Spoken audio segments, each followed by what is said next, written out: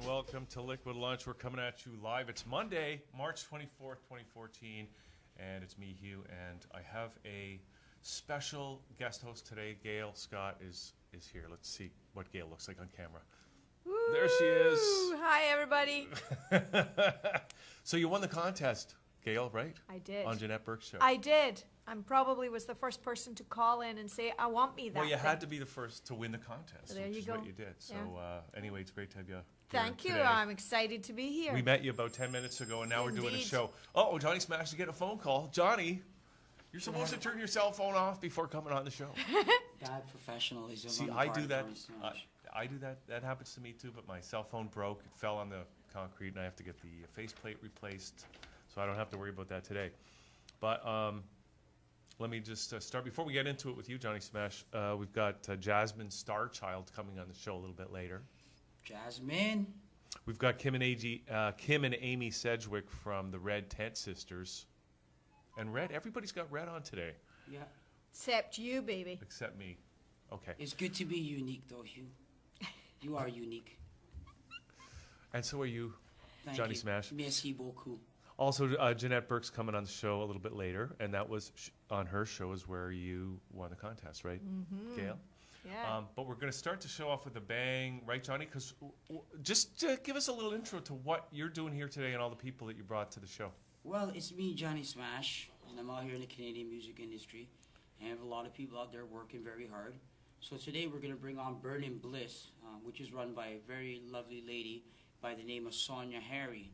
Now, Burning Bliss has a project, and it's called Project Phoenix. It's a great look. What Project Phoenix has done is collaborate with artists on the international level, bringing you an international album. So we have the music, we have the arts involved. Now, in addition to this, what makes the story such a wonderful story and complete now is that Burning Bliss, through Phoenix Project that she created, is a charitable organization that does things for abused children and abused women. So it's a great look. So this Friday, they're having a show where they're featuring some artists, and we want you to come out. It's at Cornerstones at 1601 Birchmont, right at Ellesmere. And it's a great project, and we're going to talk to the people involved. We're going to have a couple of artists, David Record, and also Scotian Sparks. They're great artists. They'll be here for their interview, and it's going to be a great show because Phoenix Project is here, Burning Bliss is here, and shout out to Sonia Harry. Okay, so we're going to find out all about that. Oh, yeah, it's a great project. I mean, like, this is about giving, you know. Life is about giving. Like, the key to love is actually to give, and then you see what happens after there. And Okay. I love it. All right, so let's, we got Scotian Sparks and David Record here. So let's watch, we got a video to start, and then we'll bring Yeah, very Scotian interesting Sparks video. on, right? Scotian Sparks is not your everyday hip-hop artist. He's originally from Parkdale, so shout out to the Parkdale. So he's been there, done that. You understand? It's not something that was created for you, some sort of image. Right. Scotian Sparks is a very real person, a very real artist, and he's so artistic because in this video in particular, it's called Charlie Sheen, and he goes into a different character. So it's not your traditional hip-hop, and I love it. Scotian Sparks, hot like fire. Okay, not like butter? No, he's not butter. Butter is soft. Scotian Sparks is hard. Shout out to Nova Scotia, always representing. Shout out to Ben Zoda's Psycho, coming from Johnny Smash. Shout out to North Preston's. But the day belongs to Scotian Sparks. Downey. Yeah, he's a Downey. Nova Scotia. Let's get the videos. Charlie watch the Sheen video, we'll come is back. sick with it. Yeah. Okay, we'll be right back. He says his life is now magic, that he was cured in the blink of an eye after answering to a higher calling, hip-hop. We had the privilege of meeting Scotian Sparks at his home for this exclusive interview. Are you on anything right now? Yes, I am. When's the last time you used? Moet flowing by the bottles. I'm holding down the models. Pretty sure tomorrow it's a cold and store in Tahoe. Mine like Obi-Wan and got her open in her taco. American, they say she leaned her Scotian in Chicago. My slogan be the pot, yo. If you like it or not, though. She finna so much, it's like you smoking when you not, though. It's potent or not, so I'm toking it a lot. Oh my God, whoa. I think it's time I best sip some Cabacho. Two-step to my gyms all across the dot. Upper class to my gullies and my foster tots. The ones that race the cars that cost a lot. Brick hurlers and the ones that be popping shots. Mofos in your hood, shit, I'm so Barack. But unlike Barack, I can go to spots where dead heads get tossed in an open box. And police don't care if you're smoking pot. They tried to end up in there yesterday. just like Charlie Sheen. We ain't quit. We ain't quit. We winning. They thought we won't remember yesterday, just like Charlie Sheen. We ain't quit. We ain't quit. We winning. Spilling by the case, yo. She keep talking fellatio. This next hoe got my buddy stiffer than a peso. Trying to pay my rent, yo. So to me, she be spatial. And always checking for me. She watch me like her cholesterol. Been making hoes straight paint they toast. Till they glitter, then I pit her on the bacon, bro. Get on Twitter and I get her some attention, yo. Trying to finish with this business that I'm making go. Re-gift a girlfriend, that's a sin. In fact, they call that human trafficking. In fact, someone called me that been the urge it got goes, but it back again. Got your chick in Parkdale 416. What you think? Motherfucking her one stick. Jump ship, swim quick to run strip. Got your chick in Parkdale.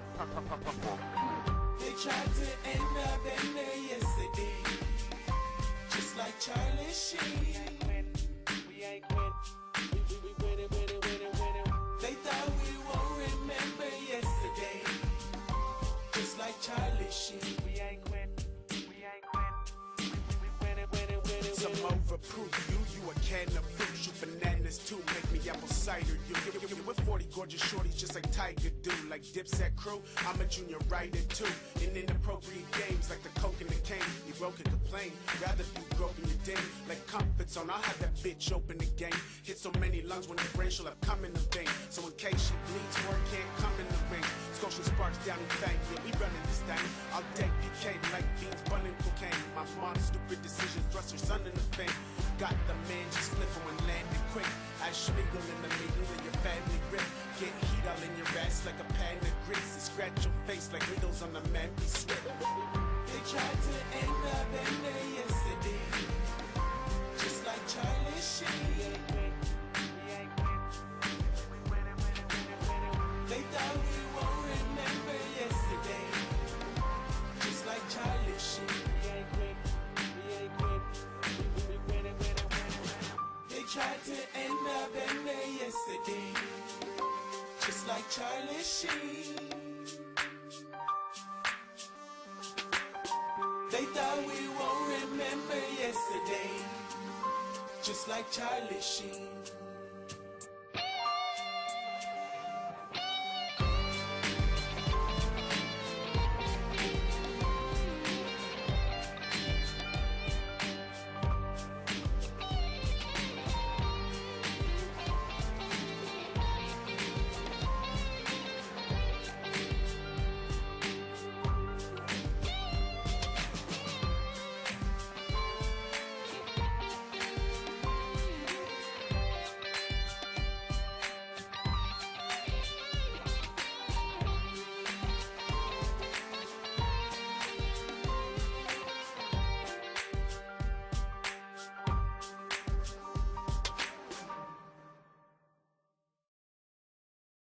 We do have David Record. Welcome to the show, guys. You have in front of you two great Canadian artists, Scotian Sparks, Downey, and also we have David Record here, which is part of the Project Phoenix, brought to you by Bliss. It's about charity, it's about giving, it's about honor, it's about dignity, it's about giving back to the community, where they're going to do a show this Friday, March 28th, at Cornerstone, 1601 Birchmont. Of course, we know where the venue is, Johnny. We're going to put it in the credits. But David, let's just get to know you a little bit. I understand you're from Brampton. Yep, Brampton. Thank you for having me. Appreciate it. It's great to have you on the show. Yeah. And now, how did you get involved in this this event to support the Project Phoenix? Well, through Sonia Harry. You know, I support Sonia and everything she does, all her endeavors.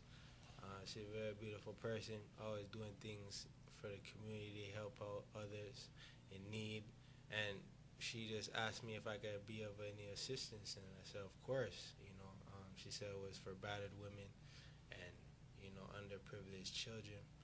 And me personally, I mean, that's the point of living to me. You know, that's what we're here for. That's what we could leave behind, you know, a lesson. Love, you know, that's all it's about to me. Well, now I know you also published a poetry book called "Kill Me with Love." Is that Tell us what about is that all about? Yeah. I just finished my launch party for my poetry book called "Kill Me with Love." So basically, I'm an artist. I'm a hip hop artist, and basically, my poetry is just an extension of my art. You know, so I like to focus on love when I write about poetry. My music, I write about a lot of different things, but you know, I just need to focus on love in a different spectrum. So that's mostly why I write poetry. So where can you buy your book, your poetry book? You can get it on my website, davidrecordmusic.com. You can get it in Brampton Knowledge Bookstore. It's going to be in chapters in the Brampton location very soon. I'll let everybody know on my website. Now, I understand you're also sponsored by Tim Hortons. Yeah. No, I'd love to be sponsored by Tim Hortons too. But how did you make that happen? I mean, I work with a good team of people, you know. Been doing this for a few years. No, now, how did they so- sponsor you? Like, what did they, like, what happened? Free coffee? Do you roll up a bring me in? More donuts What's the than deal you here? could possibly imagine. Are you allowed to talk about it or? I mean, I can't really talk about too much, you know. Right. Most I can say is that I got a good team behind me. Yeah. Well, you clearly got a good team behind you. You just came back from the UK. And you're Yeah, going on a 32 cross. 32 city. city tour in the UK. Tell us a little bit about that. How's Yeah, that that different was- from here? That was very eye-opening. I mean, it was a great opportunity. It basically took place through my last single, Submit to Me, you know, getting out there and everybody that promoted it, supported it. Thank you. I love you. Much music, much vibe. Everybody, you know what I'm saying? And my community, Brampton, big up everybody in Brampton, you know, they all support me, you know. And yeah, from that, sprung off into this tour. And when I went out there, it was different than how it is here, the music scene. In the UK. Yeah. In what way? Also, yeah.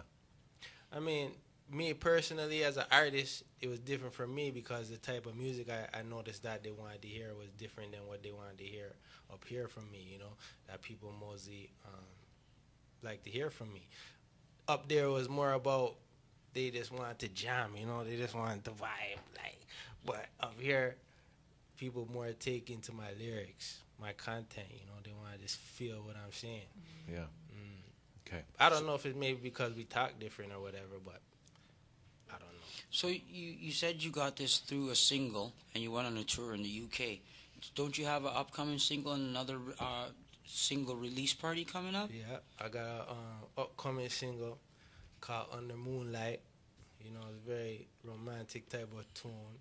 You sound like you're a real romantic kind of guy. You're writing Yeah. about love. You're singing about love. Yeah, it's all about love, you know.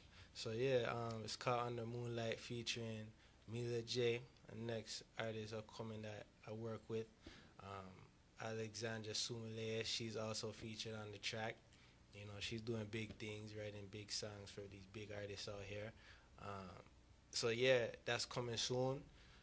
I'm gonna have a launch party for it in May 24th, Banquet Hall. It's gonna be big. You guys gotta listen out for the promo so you know where to come at. And yeah, kicking off. We're working on a tour right now, setting up everything for that. Just nationwide though, Canada. Now, is there a website where people can find out all the latest about what you're up to and that sort of thing? DavidRecordmusic.com. My name's .com, David okay. Record. Yeah. Alright, so it's DavidRecordmusic.com. Great. So we'll put Check that up out in the everything, credits. you know. And let's chat with Scotian Sparks a little bit here. To Scotian, it's great to have you here. Now, I know you're from Toronto originally, but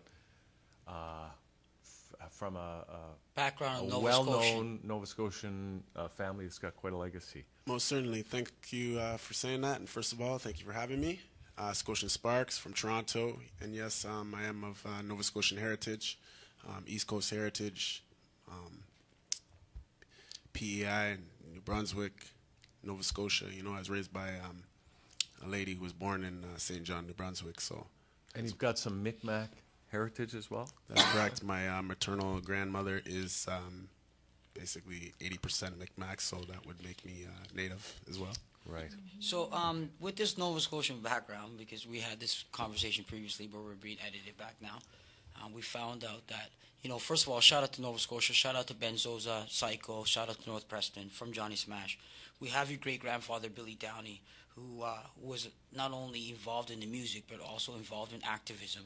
He had a club where a lot of the artists came from through Motown, so it was a very special time in the history of Canada and history of music. Do you want to just elaborate on that? Because my feeling is that with this Downey legacy and what they have said before, it must be sort of hard on you to maintain that legacy, to maintain that fire. Could you elaborate on that for the Canadian public? What it's like to have such a rich history, and where do you think that you're going to take it? Sure. First question I'll answer. Yeah, my granddad, Billy Downey, did operate the Arrows Club, which operated in Halifax in the 1960s and 1970s, and was monumental in breaking the barriers between black and white tension in Halifax. So we don't hear about that. I mean, everybody in Canada tends to think that racial tension tension exists is in other something parts that of the world. never really existed in Canada, But it did. Obviously, That's correct. That's not the case. I mean, a lot of the media, you know what I mean, everybody in the world pretty much knows the civil rights movement of the United States, and anybody who can really think, you know, past that would obviously realizing that Nova Scotia is the spot where a lot of the Underground Railroad slaves ended up. Obviously, the racial tension didn't just stop in America; it was prevalent in Canada, and that's what Nova Scotia's contribution to the history of that would be. And your grandfather, and my grandfather, in yes, particular, would be. didn't he receive an award from? That's correct. He Nova did Scotia receive a Nova Scotia Music Award for Black African Americans, and that was for music, and that was basically as a result of his running the Arrows Club, which brought a lot of the famous Motown acts, and was met with rather hostile resistance from, you know what I mean, a lot of the people in the community. But he did, you know, keep running that, and did a lot of positive things. He did a lot of positive things. Really, if you don't know Billy Downey and history, I will be coming out with a documentary sometime in the near future to document a lot of that stuff. So you will get to learn about the great man that he is. Yeah, and you also mentioned Billy Downey because we know, rest in peace, there's a Billy Downey Jr., which, since you don't know, Hugh, is actually a champion gold medal Commonwealth winner for Canada, and that's through the Downey family. So hats off to Nova Scotia and the Downey family, brought the gold home for Canada. Now, we're talking about family here, and because we pre-recorded before, we had some questions before, so I'm going to bring up a question here. You mentioned that your foster mother, you said the whole East Coast, there's PEI, etc., is from PEI. And we She's from St. John, New St. Brunswick, John's, rather, sorry about that. Family values. Speak on family values and what you think is the problems out there in society, how we could solve them, and your involvement in the Project Phoenix, because Project Phoenix does deal with abused children and women. Well, first off, I must say that one thing that you got to know about the East Coast is we were raised on manners, morals, ethics, and principles. So while a lot of the social indifferences that are there, it's still based on a root of, you know what I mean, you know what family is and what love is and what the right thing is. So my personal experience, I was raised by a woman who, when I was born, she was 56, so that's basically like your grandma raising you, you know? So I was raised by her, and she was, of course, born in St. John, New Brunswick, which is still the East Coast. So I have a lot of those same morals, ethics, and principles that a lot of Nova Scotians were raised on, but from more of your grandmother's, you know, point of view. So, yeah, it's just, you know, like... Yeah. Okay, great. So we have your Cloak and Dagger album out. You can check that out on your new album on their Bandcamp, which is Cloak and Dagger. It's an album. You also have the Ninja Mike Assassin on iTunes, so you can YouTube them. We're going to go to some music right now by David Record. Yeah. We have a previously tape recording. Check out the show. Sonia Harry, she's next. Miss Burden Bliss, Project Phoenix. You're tuned in to thatchannel.com. Liquid Lunch, you Riley. Awesome, Johnny. All I see is a tragedy in harmony With my misery, I wanna see all of my dreams. Tell me, is it real for me, or it's just a dream? As I fall down on my knees, tell me, Lord, do you remember me? I ran away when I was a seed. I got the mind of a G. I got the heart of a peaceful man, but hard times made me reach my hand inevitably for all that I seen.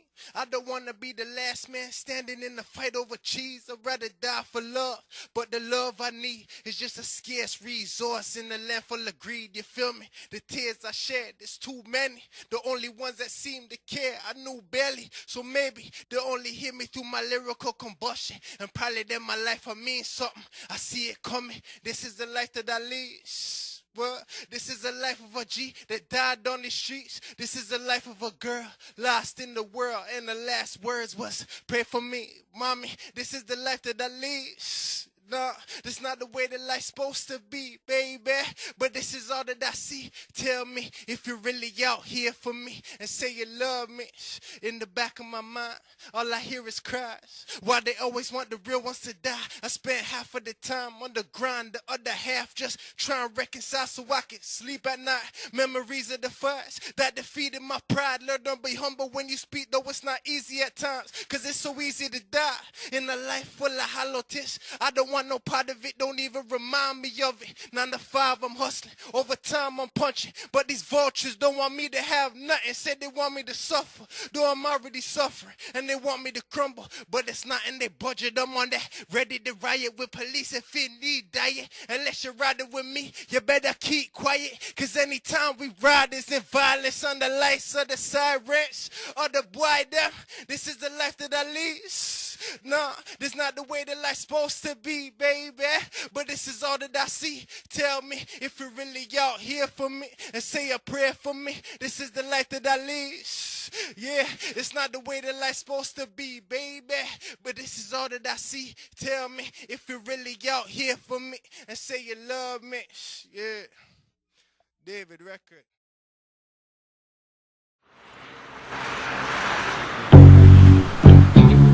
All I need, all I need, yeah. All I need is the beats, yeah. Opportunity, freedom, yeah. Yo, when my people down from my ends, B-Town represent to the trench, digging in my intellect to manifest every little thing I want possess and no less. Oh yes, although everything blessed, still have a hole in my head. I never know what's next. Climbing up the steps, I don't get no rest till I hustle for what I get, no matter where it ends. It's the T-dot thing that make me want to get free, that make me ride the beat until the world see me. Plus the company that I keep, still I be sorely rolling, feel so lonely from the road with police creep. So you don't know how I succeed. Straight struggling, but I love it. I want the money. If you see it when I come, you should have run it. With all these roads, I know that one leads to my one and only destiny. I said all my goals and dreams I must see when I step into my destiny. Calling me. Step into my destiny. Step into my destiny. Step into my destiny. I straight calling with me. All my goals and dreams I must see when I step into my destiny. Calling on me. When I plant my seed to make the whole world breed, bear fruits for me. I need a nutriency, consistency. I constantly read my frequency. I make it see big semi. There's no limit. Going against the limit. Give me the truckload of women when my shows is finished. I go get it, more giving than receiving. You know what I mean? I'm not gonna ride a beat with no meaning. On the show here, after seeing these fabulous videos from these artists, David Record and Scotian Sparks, who are going to be at the event this weekend, Johnny Smash, and now we've got Sonia Harry joining us. Yes. Hi. On the show. Hi, Sonia. Hi. Hi. Thank you, Gil. You, Smash. How you doing? Good. How are you? Good. Burning Bliss. Burning Bliss, baby. You are Sonia Harry, the head of Burning Bliss, and you've created this project Phoenix, which deals with abused children and women. And the point is to give, to donate. We have an event coming up on Friday, but that name, Burning Bliss, and you, let's start from there, because before Project Phoenix, there was a Burning Bliss. So introduce yourself to the world. All right, my name's Sonia, and I was raised in Scarborough. Everyone gave big ups to their area, so I'm going to give Bay Mills and Glendower their big up too for me. And Pretty much my background, I'll just say it really quick because it's really long and I just don't want to pull you guys into anything too long. But I grew up in Metro housing. I lived in a shelter with my mother and my sisters and my brother. I grew up there, and I dropped out of high school. I kind of gave up on life. I was wrong and strong, did my own thing. Went back to college, got my degree in medical aesthetics, also got an events planning from George Brown. And from there, I started doing events, just throwing parties with my friends, and it was just too many people to have in a house. So I started renting out venues and then doing themes. And then from there, I worked with 42 Division Police, and we did raise money for a Children's Safety Village. And then from there, I kind of like spiraled, and I don't know if you want how personal. Spiraled in a good way or a bad way? I spiraled in a bad way. She spiraled up. I had everything that was going good. I had a good career going with my aesthetics. I was bartending. I was making great money, and met the wrong guy. I fell in love with the wrong person. I let him come in my life, and I have nothing against him. I don't want people to think that I hate this person for anybody that does know him. I wish him the best, but I did learn a lot from it, and I lost everything that I worked for in the blink of my eye, and then I kind of took off and went to Vancouver to So what we're getting at here is Burning Bliss started out with you, and you did a couple of events. So you're a winner from the get-go. You work with the police, and you're actually working in the community, making a difference.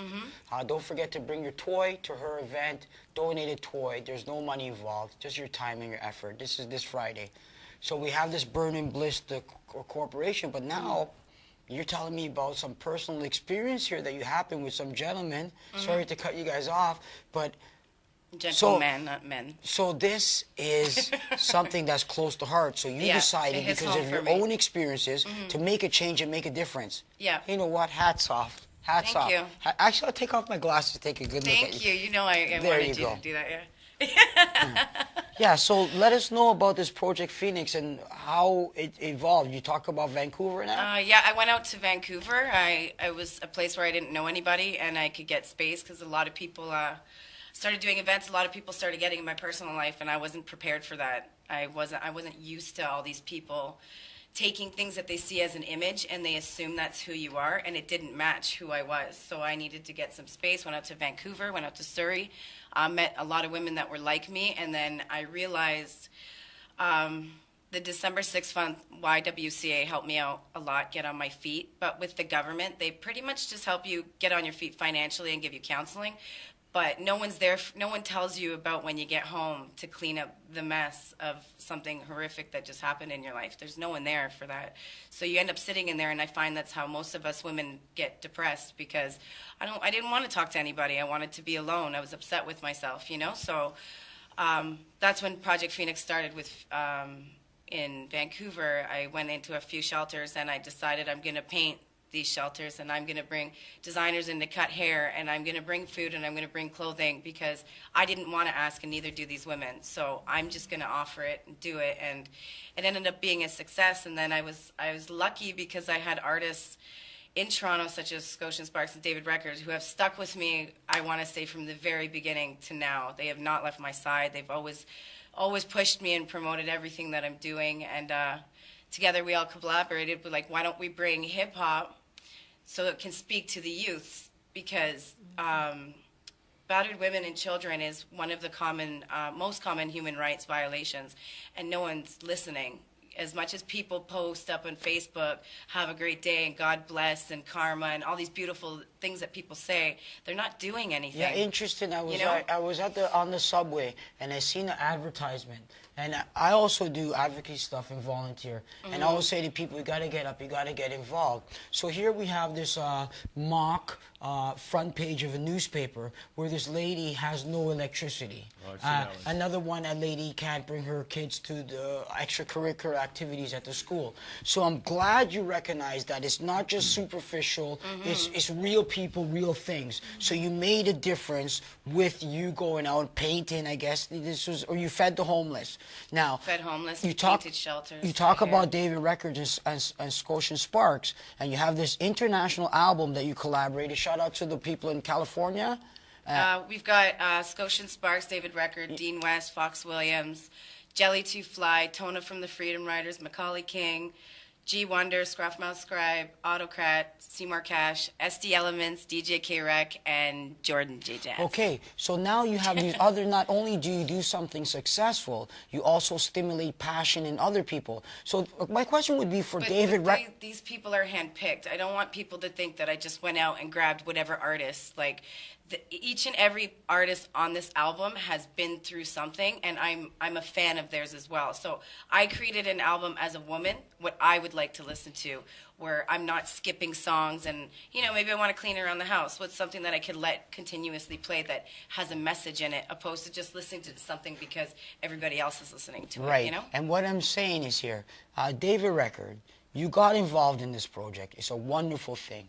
You know, she connects to you, but what made you connect to her? What was your reason for getting on board in the Project Phoenix? And let us hear what you have to say about this emotional and big problem that we have in the community around the world, like Sonia said. Personally, I just like to connect with things that, you know, touch home to me in my heart, you know. These things I grew up around. I saw them, you know, experienced them for myself, you know, and I feel it's my job, especially being in that position, to know what it is like firsthand, to give back any help I can, you understand? So with Sonia, you know, personally, I told you I would help her with anything she asked me to help her, you know? Right. But for this whole project we're doing, you know, I mean, one time I heard they asked me a question in another interview we did. They said, what advice do I have to give? You know, and me personally, it's not even just about the advice to me. It's about doing, you know. It's about helping, putting in the work with them, you know, make things more hopeful for anybody, you know. Because at the end of the day, when it comes to advice to like the youth that grew up in homes with their mother getting battered or anything like that, looking back on it, growing up in those situations, I didn't know what to do, you know? And now that I'm out of that situation, looking back on it, I still don't know what I should have did. You know what I'm saying? That's what I'm saying. It's all about being strong and just keep believing, you know? And that's what I'm here to do, just help them know that somebody cares. We care, you know? So, Sonia, assuming that someone cannot come to your event on Friday night, then tell our audience how they can support you. What do you need? What could they do in the future? How can they connect with you? What is it that you want to have happen moving forward with this project? Moving forward, before I say anything, there's a team in BC that I didn't get to mention, and it's Michelle from Design with Confidence and Nikki from Team Clips, and then I also have Darcy from Full Circle, Tyrone from Creative Minds. We have like a whole team out there as well, and because we're doing it 2 cities, right? Like this is like I bit off more than I could chew, but it's so happening, you're doing right? this on the West Coast and here in Vancouver Central and in Ontario. Toronto. So Right. we've married them both. So if you want to help with anything, we do need help. We're not funded by any government. This is straight out of my own pocket. So it's just people around me that have helped. So if you want to contribute any way, you can go to burningbliss.ca. And then on Facebook, you can find us under Burning Bliss Inc. events. And then you can also email me, burningbliss@hotmail.com. Yeah, and Sparks here. Can we get a comment from Sparks? Because I know you, Sparks, but the Canadian public wants to know how did you get involved in this, and what are you going to do for your part, Sparks? Well, how I got involved actually with Miss Sonia Harry is actually through Johnny Smash. Okay. You know, he acquainted us not too long ago, and we just, you know, I realized that some of the same struggles that Miss Harry's gone through, you know what I mean, be that she is a woman, I've seen a lot of my family come through. So even though it's not firsthand, I understand it. And I've seen people go through a lot of the things that she has and not come out even close to as upright as she is, and you know what I mean, level-headed, and you know, like a lot of times some of the things that those women go through, it has an outcome that brings them into drugs, brings them into the streets, brings them into prostitution, you know what I mean, and those kind of things. And it's very easy to go those kind of routes. But how I commend Miss Harry is because she stood up in the face of those very same injustices, and instead of letting it get her down, she basically, you know, grabbed her chariot, got the horse, and went to business, you know. And I can't help but like he said, take my hat off, you know what I mean, and just like applaud and, you know, be very, very, very blessed to be around people like her, because a lot of you see that she does it for me, a lot of you see that she does it for David Record, but Miss Harry off the record is like she's something else, man. And just you know, like, we need more people like her, but we're thankful that we have her, you know. So you just need to kind of look at people like her and help out in any way you can. You might not be able to give money. You might not be able to go into homes like we do and you know, paint or talk to some of these disadvantaged kids. But there is something that everybody in this world can do, just like she did, just like David Record did, just like a lot of us, you know what I mean, the people that we come in contact to on a daily do. And they never step outside of their means, but within their means, they do some very, very positive and powerful things. And everybody here, everybody out there has the same in them. You just got to find what your contribution can be and just, you know what I mean, like, lend that or be that, or, you know what I mean, like, there doesn't have to just be one Sonia Harry. There could be, you know what I mean, a lot of Sonia Harrys, but you just got to find what it is that you can contribute and just do it. Perfect that. Yeah. So Sonia, moving forward now from these two events, and you're asking people to bring in toys for kids, and then what? That's my question. What comes next? What comes after these two events? What's your vision? What's your mission? I would like to marry BC and Toronto together. So Right. I would like to, in the long run, I would like to bring the team that I have in BC together with the team that I have in Toronto. That would be like, if I could pull that off, I would be the happiest woman. And do you have any kind? You said you don't have any financial funding. support, so you have no sponsorship from Nothing. any other kind of organization. Right now we have Para Paint works very close with us. They give us the paint and stuff, but I don't Right. get anything monetary. So Right. what we're doing is like, honestly, to be truthful with you, it's a blessing. I've just had a lot of people volunteer, like want to reach out and help, because Right. I'm kind of in people's face. Like, I like that people give me a pat on the shoulder and say it's a great thing I'm doing, but do something. I'm getting tired of the talk, you know, like. Excellent. Well, help there may be some people who are watching today who There are will be. in organizations who say, well, you know, I could take that on and support you I would love that. for Christmas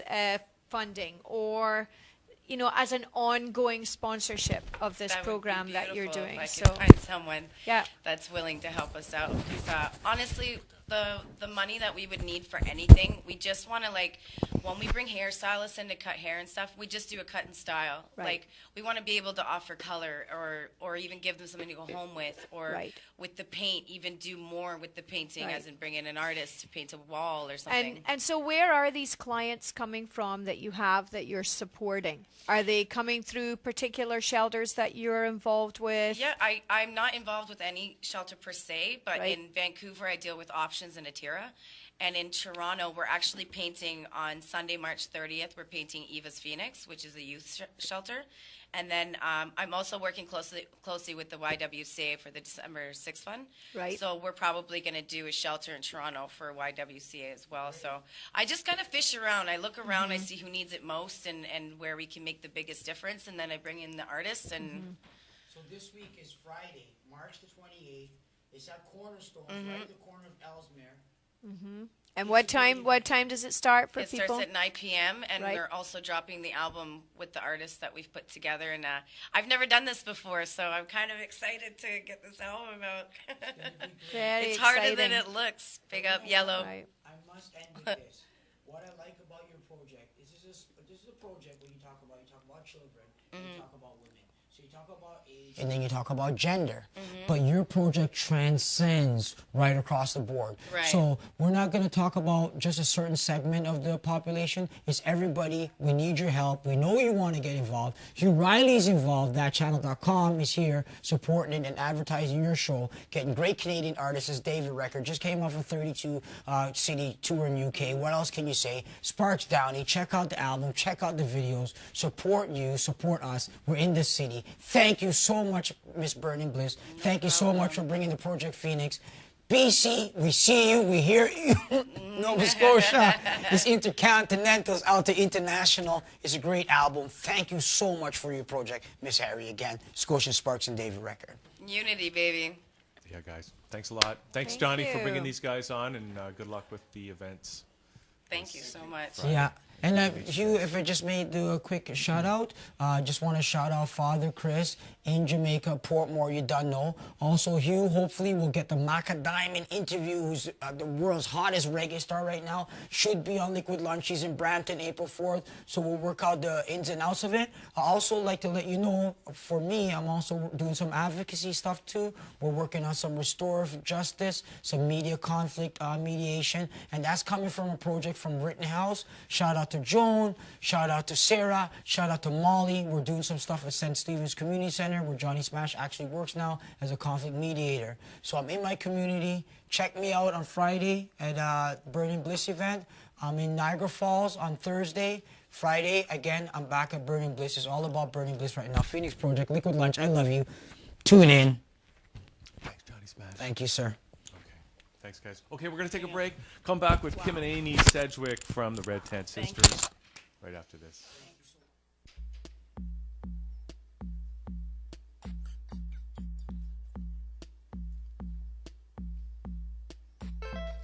I'm Ribs, Marlon Brando, the rap Al Pacino, Richard Castellano, Godfather on the beat, so holy Toledo, go to woe for my people. Fit as I joined at my hip, I'm bare bed Benito. She totally a freak though, plus shag for my miso. Soup yo, never pairing with Detective Drupo. Oh so popular, yep, she called me D'Amico. Trying to see her at home up in Rome, in my beach home. It's no second guessing, Toronto we met in. Her family from Naples, mine is own, born of Preston, still we got to mesh it. She asking me questions, how she heard through the grapevine I was brandishing weapons, don't watch that. Them things is all in the past. The henchmen out, they just following the rest. The Ren Shen range like the mountain Laurentians. We unlocking our unique powers just like we been 10.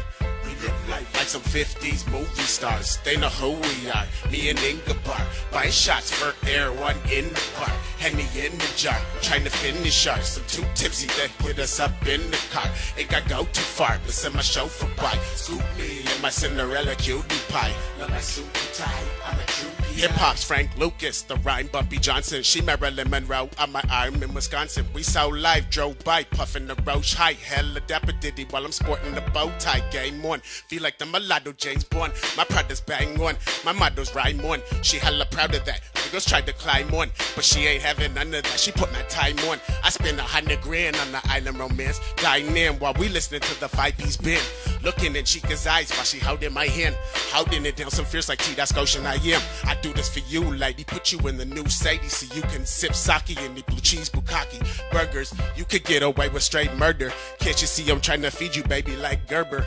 We live life like some 50s movie stars. They know who we are. Me and Ingebar buying shots for air, one in the bar, Henny in the jar, trying to finish ours. Too tipsy to put us up in the car. Ain't got go too far, but send my chauffeur by. Scoop me in my Cinderella cutie pie. Love my suit and tie, I'm a true I'm so the Black Ken. Don't let that fax by dude. Was born on the bayou, throwing fireballs like Bayou. Sugar cane prima donna. Need to see ya manana. Yeah, Anna Courtney love her Kurt Cobain, be Nirvana. I treat her how she wanna. Lime in her Corona.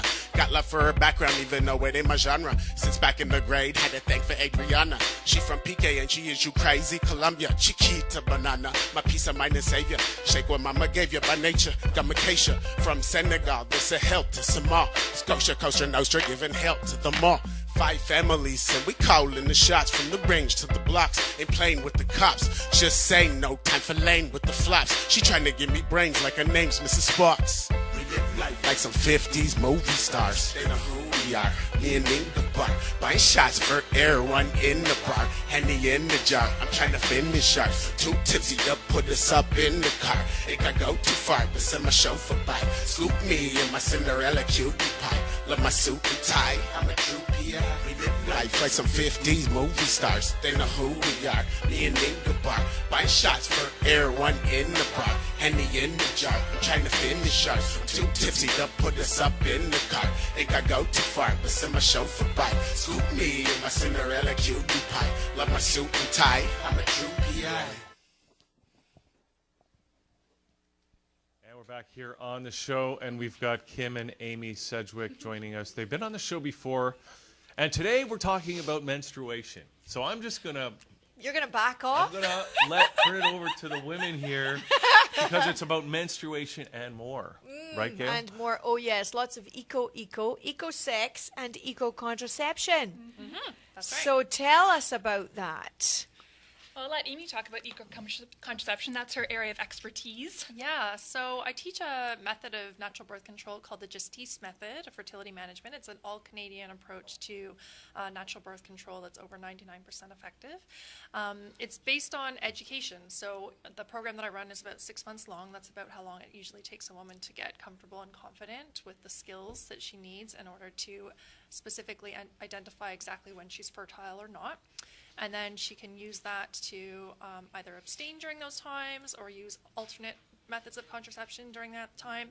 And it's really important to Kim and I that women move away from hormonal birth control and from synthetic hormones in the environment altogether, which is another aspect of our work. But there's just so many side effects of hormonal birth control on women's long-term health and fertility that we're very concerned about. We've both been on the pill, and Yes. both have had serious side effects. I mean, that's how we started our business, was Amy discovering the effect of hormonal birth control in her breastfeeding. Yeah. So I had a horrible experience where one of the side effects was that my newborn daughter was actually choking while I was trying to breastfeed her because synthetic progesterone can increase your milk supply. And so she was literally choking while she was trying to breastfeed. And so I was forced to find a natural method of birth control, even though I had taken the birth control pill for almost 10 years. Yeah, and I was on the pill for almost 10 years myself, and for me it had a horrible effect on my mood. I would end up on an antidepressant, and we've certainly had a number of women come in and say that they've had that experience as well. They talk about the pill making them crazy. If you Google, the pill makes me crazy, it's the top hit. Like it's something that a lot of women experience, and there's been a lot of research linking the two problems together. So now looking at, the difference between taking the pill and using this Justice method, there's quite a lot of work, I'm going to call it work, required by the woman in order to follow this method. Yes. What do you find are the common fears from women when they think about switching from something that's so well known as being so effective at preventing pregnancy compared to this kind of radical leading edge system that you're suggesting that women move to? I think that you hit on the main thing, which is that women are afraid that they don't have the capacity to actually understand their bodies or to do what's needed in order to make this method work for them. Right. And the two key things there is that a woman needs proper education, so she needs somebody who's actually going to teach her and walk her through it and support her and check to make sure she's doing it accurately. It's not the kind of thing that you want to be trying to learn on your own. Right. So that's the major Because one thing. mistake could get you in a lot of trouble. Yeah, right? it can. That's the whole point. Yeah, Right? yeah, but once you learn how to do it right, then, as I said, the research shows that it's over 99% effective once you actually get the skills down. But the other part is just that we are kind of taught not to trust our bodies, not to trust ourselves, not to pay attention to what's happening down there.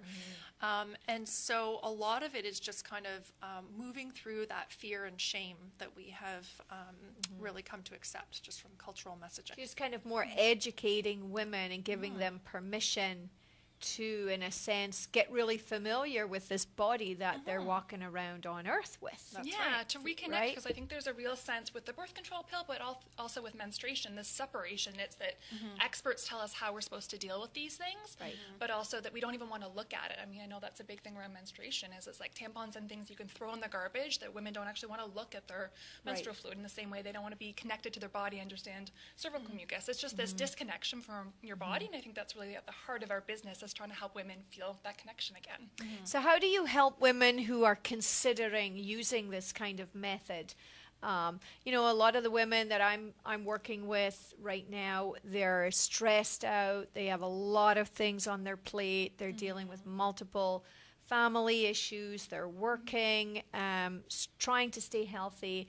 And now this particular method is basically going to put more of an effort on them in getting connected. So how do you deal with that kind of resistance? Do you experience that resistance with women? Yeah, absolutely. The main way is just that I've created a program that I try to make it as simple for people as possible. So I have recorded myself teaching the basic principles of the method so women can listen to it like literally on their iPod while they're at the gym. And then we have multiple different touch points throughout the month to provide support, so by email and by teleconference call and private sessions that I can do by Skype. So trying to make it as easy as possible to fit into someone's lifestyle. And once they've done the 6-month program, I mean, as you said, there is some work involved, but it's really, once you learn the skills, it should take no more than 5 minutes per day. Right. So it's really not a huge investment of time, given all of the positive things that come out of it. So one of the things, you know, you mentioned are stressed out lifestyles. Well, one of the things that women, you know, share with me is one of the most positive aspects of learning this method is that aside from the birth control, you actually become so much more tuned to your body's natural rhythms. Like women have these ups and downs, as we know. I mean, we joke about premenstrual symptoms and all of that kind of thing, but literally there are huge fluctuations in women's hormones over the course of the cycle. And when we can understand exactly what's happening to our body and when, and we can anticipate it, we can learn to kind of live in flow with that. So one of the things that I teach my clients to do is, you know, when you're scheduling your social events or your work, like give some thought to your cycle, because there are certain times of your cycle when you're going to really feel like going out and partying, and other times of your cycle when you actually just really need to hibernate. And so when women start to live in sync with those natural hormonal fluctuations, life actually feels a lot less stressful. Right, right. So, and then talking about hormonal fluctuations, right? You're talking about, you know, when they're going to have sex. How do you find that women come to your program? Do they come on their own? Do you do a group program? Because a lot of work that I do, I love to create community with women.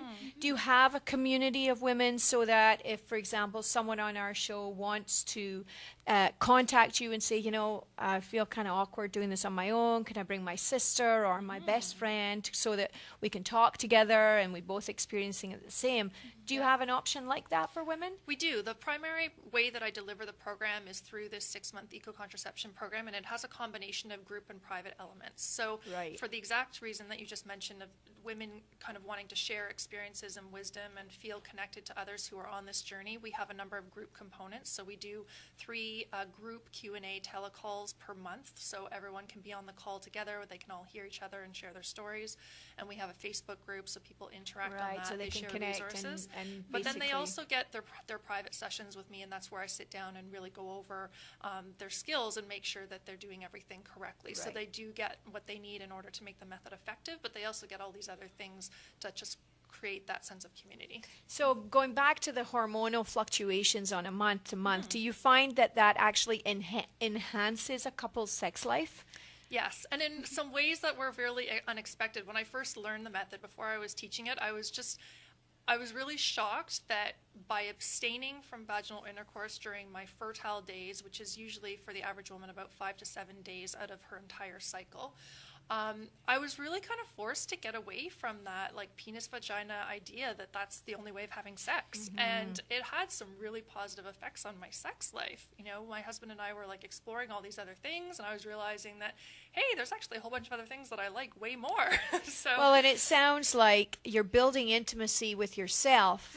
And I'm a self-love expert. So here you're building intimacy with yourself, and then that in turn is going to overflow into the relationship with your partner. Absolutely. And just one other thing for the audience to realize is that it seems like this is for a a couple who are in a serious committed relationship, because there's no protection from STIs yeah. using this process, right? That said, I do have a lot of clients who are not in serious monogamous relationships who use this method as an adjunct to their practice with condoms.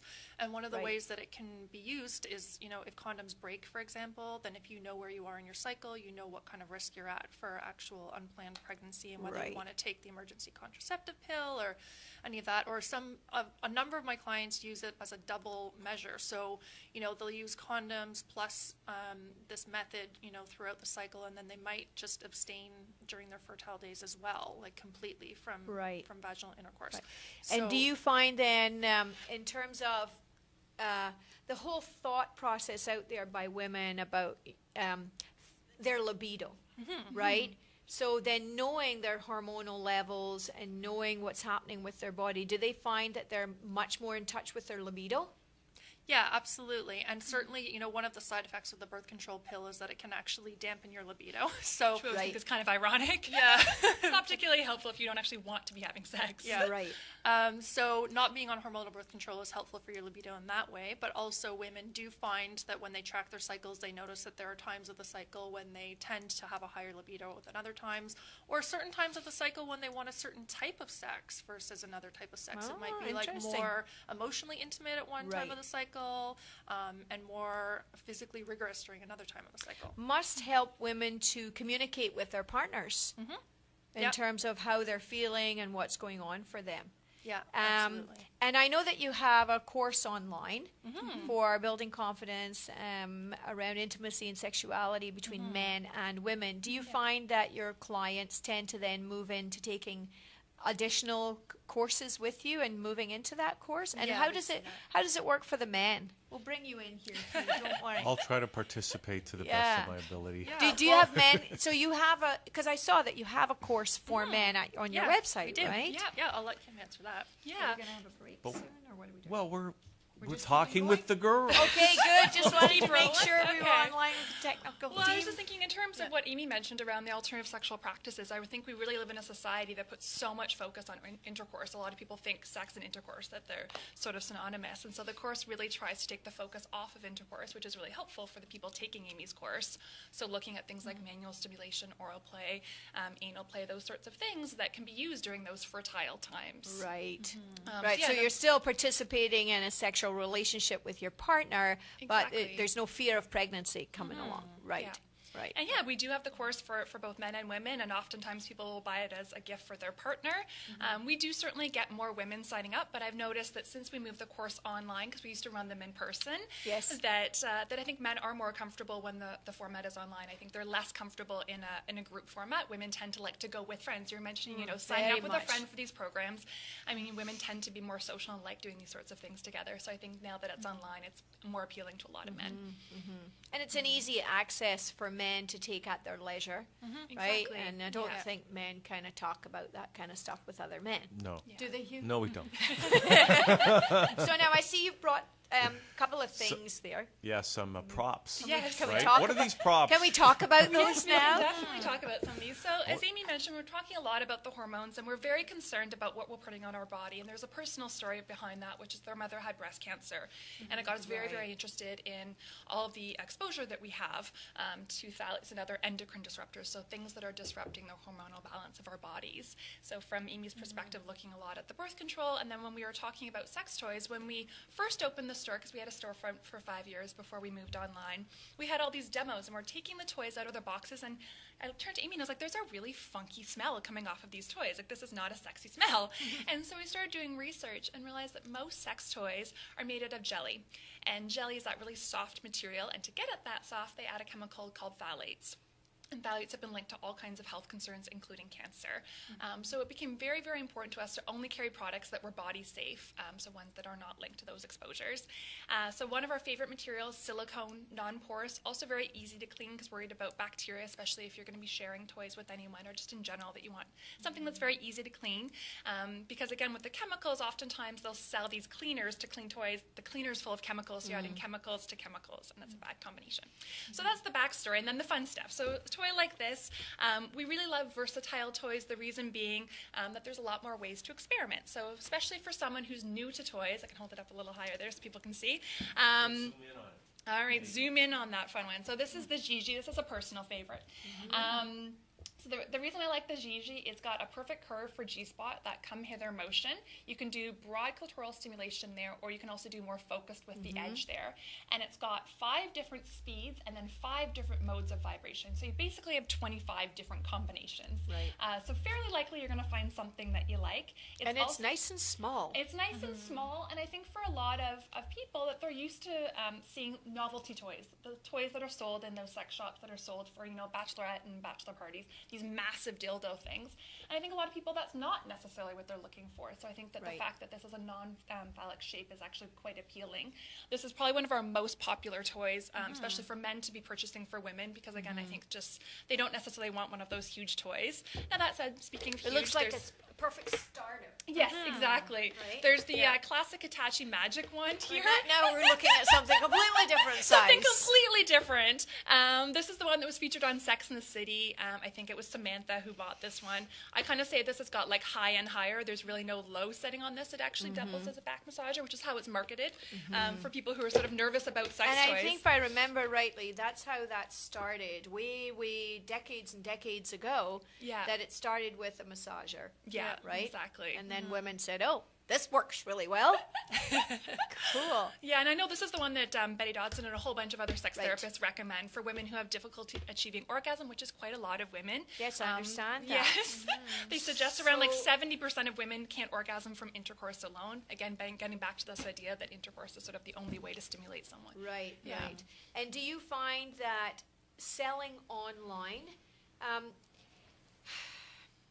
as a consumer, not being able to come in to a store and actually talk to somebody, I mean, that in itself is for many people a deterrent to come into a store. So, selling online, how do you find that in terms of success? Do people email you first? Do they have questions? Do they just order things? Like, what do you get feedback from your clients? Yeah, so that's a great question. I mean, I think part of it is that we did have the storefront for so long, so we sort of established ourselves that way. And then people have come to trust our website, certainly in terms of the materials that we sell, knowing that everything we sell is body friendly, I think is really important. And that also we've tested everything. So we're not selling junky products that don't work, that are going to die really quickly. We sell products that we really stand behind. Right. And we are really picky about what we carry. So I think we've got that credibility. But in terms of trying to figure out what people like, we do our best during, you've got instructional videos and stuff on our website so people can get a sense of the products. Right. And then we do, certainly if someone wants to call, I'm more than happy to chat. Once you get me on the phone talking about sex toys, I can talk all day long, as you can probably tell. So we certainly have that option. And you have a blog on your site, we right? do, yeah. So people can read that and get a little bit more information. Yeah, and we have a new YouTube channel as well. As Kim mentioned, we have some toy reviews, and she's written a number of blog posts and videos about how to choose a toy in certain different categories. So tell our audience again, so what is your website so that they can, that's how they can get in touch with you. How do they get in touch with you? Yeah, so we've got red10sisters.com, and that's where the blog is, and that's where Amy's program information is, and there's a really fabulous video that Amy did really explaining about the method, so that we'd highly recommend. And then in terms of the toys and other products, that's on ecosex.ca. Don't go to .com, it's a very different website. Ecosex.ca. Ecosex.ca. And then the YouTube channel is just Red 10 Sisters. So if you go on YouTube, you'll find us there. Okay, Do we great. have more time to look at more things? Well, you got more things? Yeah, I see you brought some fruit over there. Over there. Show us. Well, and tell us about It's those. always difficult for me to talk about the method I teach in terms of visuals because, it's usually not appropriate for me to pull out some cervical mucus to show people, which is one of the ways that you tell, It's okay on this what's show. fertile. It's okay. We should have done that, or temperature. But the one thing I can explain is that one of the things that you can do to kind of understand your fertility is actually to check the position of your uterus. So a woman's uterus will sit in a certain position, and then as she approaches ovulation, it actually lifts up, and the cervix itself becomes soft, and the little hole here, which is called the os, starts to open. So a woman can actually feel this doing a cervical self-examination with her index finger.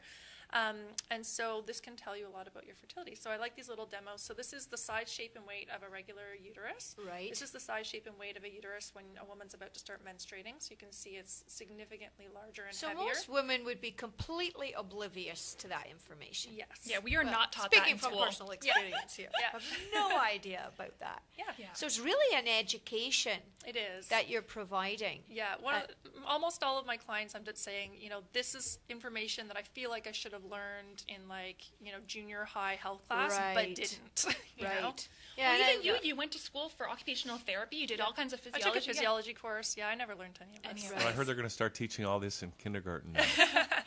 Well, really, thinking about teenage girls, I mean, this is an incredible education. I have two daughters, 16 and 18, and for them to become so much more in tune with their bodies is just a gift. Yeah, absolutely. That really, we all should have that. We should all have this. Well, we recently had the opportunity to talk to a young group of girls who are, I guess, all around sort of 15, 16, 17, and they were so thirsty for this information. They were just so excited to learn about their fertility and learn about different menstrual products. And so I think if we give women the opportunity, they could be far more in touch with their body from a young age. Yeah, and wouldn't it be so exciting if young women were making really empowered, educated choices about, their fertility, their sexuality. Yeah. Well, you've given us a lot to think about in this show today. Fabulous. Thank you so much for thank coming you for in and having sharing us. all of this. A lot to offer. A lot to offer, eh? I'll say. You've learned, haven't you? I've learned a lot. So thanks, guys, for coming in. Yeah. Thank you. And we'll put up, it's ecosex.ca, redtentsisters.com. And so we're going to take a little break now and come back with, I don't know who's coming up next, either Jeanette Burke or Jasmine Starchild, but Liquid Lunch will continue. We'll be right back. Welcome to my landing page. Are you a businesswoman owner who is working too hard for too many hours for too little money? Despairing over not filling your programs or client rosters? Seeming like a small fish in a small pond and don't have a clue how to change any of it? I'm Jeanette Burke, your marketing magnet, fempreneur marketing mentor, speaker, author, and host of I'm Every Woman TV.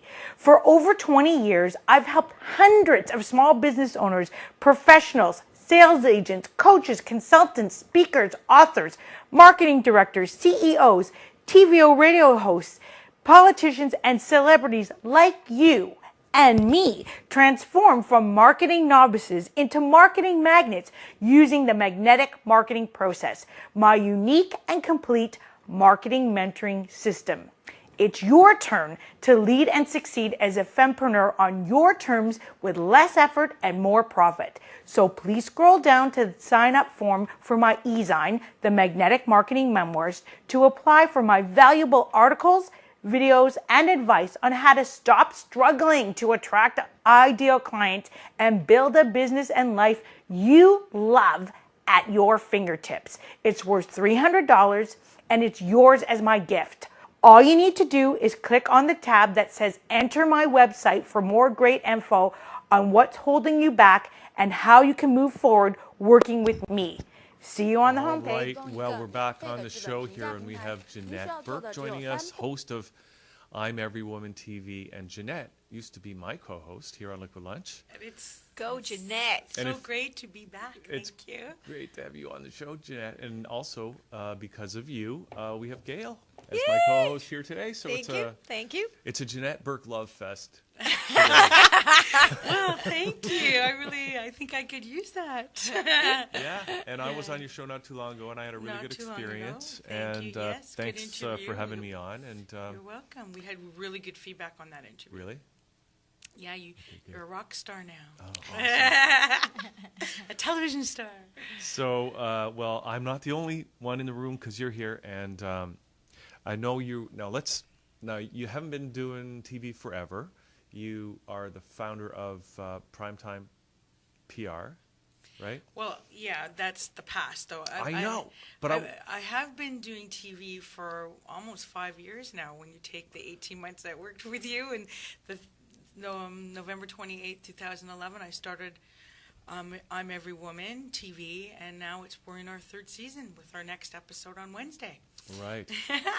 So, So but it's been consistent. and you, but you did this for a reason, right? Like you're I not did just do on this for a TV to be on TV. No. Right? You've got a real passion and a real motivation for doing this. So I'll share that with you then, okay? Yeah. Yes, I was a publicist in my former life with Primetime PR that I ran for 17 years.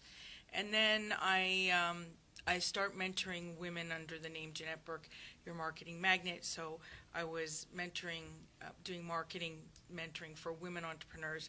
And the reason that I started the show really is that I've seen women go through a lot, and I think that it's even more so in the last few years. When I say a lot, I'm talking illness. As myself, I've had quite a bit of illness, and I see women suffering all the time, and I think it's because they get such mixed messages about their role in society today, and who they're supposed to be and who they're not supposed to be, and how to balance everything out, and it becomes very difficult for a lot of women when, to the point where I think maybe they're starting to feel bad about themselves, or they're starting to compare themselves to what they think a successful woman should be defined as, and should be earning a certain amount of money, a 6-figure plus income, to be considered successful, which I don't necessarily agree with.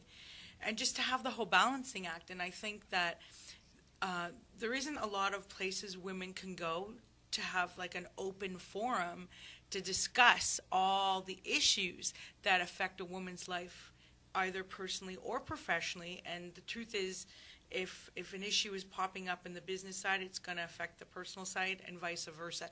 There isn't a lot of that. There's a lot of TV for women, but most TV for women are not taking a perspective or an investigative approach to these issues. So I wanted to basically create a show that gave rise to women's issues and celebrated women's contributions to society, and talked openly about all these issues that affect a woman's life. And hence I called it I'm Every Woman, because I believe that at the core, regardless of race, religion, background, education, we women, we deal with the same core issues all the time.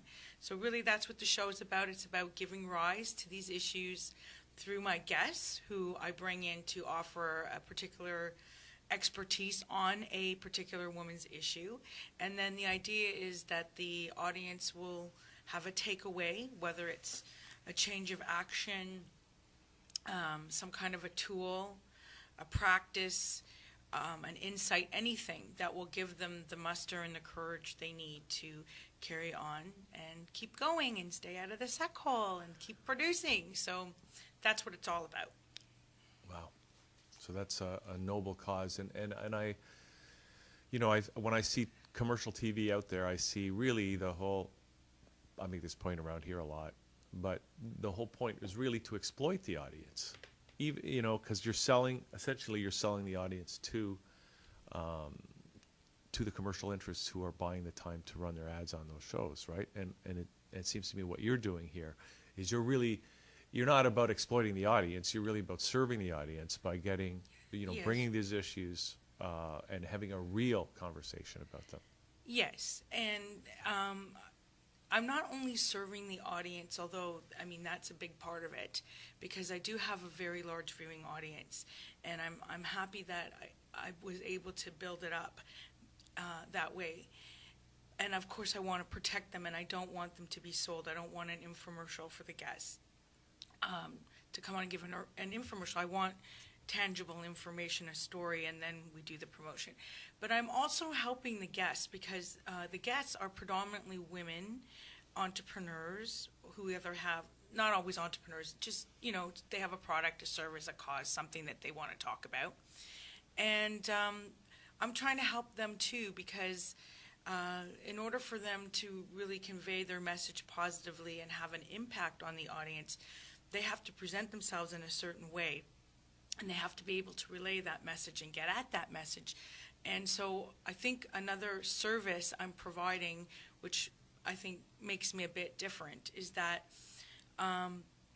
I'm bringing to the table my whole arsenal of PR skills and marketing skills, and I'm incorporating that into the whole package that women and some men, because we have some men, including yourself, we had on that take advantage of that and can really appreciate the value of that to helping them have a proper, I guess, package, brand, image to share and to impart. And that's really important these days because, of course, the whole marketing landscape is changing with the internet, with social media. You got to know your SEO, you know, you got to use video. And your video, to me, needs to be any videos that you do. You need to have video, first of all, because that's how... Without a doubt. That's how you start to build and maintain the relationship with your customers. But you need to take that video and put it in a social media marketing context. Right. So are you saying, Jeanette, then, that what you do is you offer to people who want to come on your show the opportunity to work with you? Obviously, it sounds like from the experience and expertise that you have, that any woman out there who would want to be on your show as an expert would also have access to working individually with you to be able to know what it means to be successful being a presenter or an expert on a TV show like yours. Is that what you're saying? That's correct. And it's the...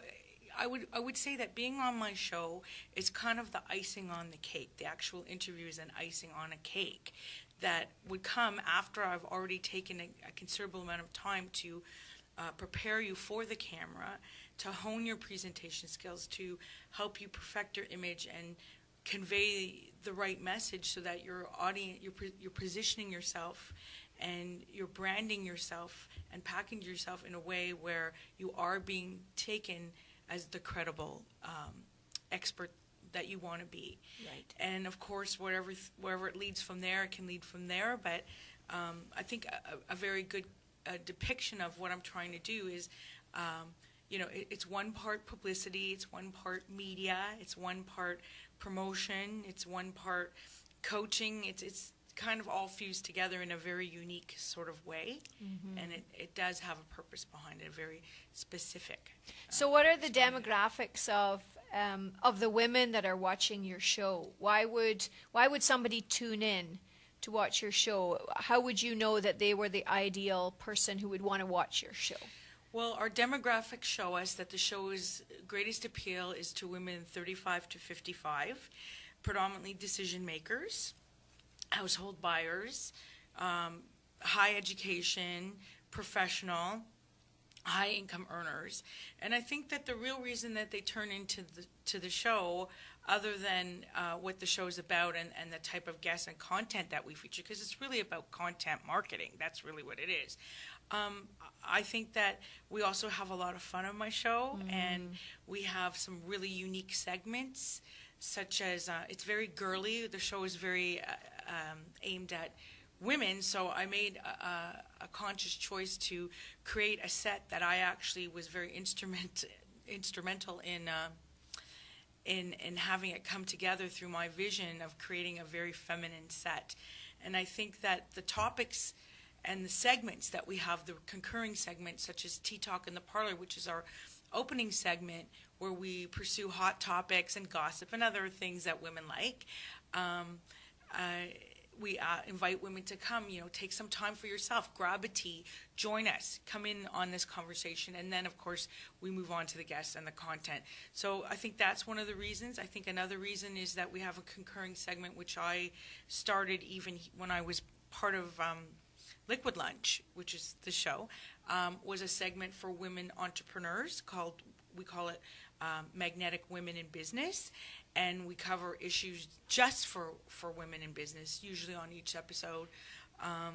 We encourage other things in our show, a segment called Dare to Dream, which we invite the guests to do something daring that they've always wanted to do. So I would say that the people who are watching my show are doing so because they're visionaries like me.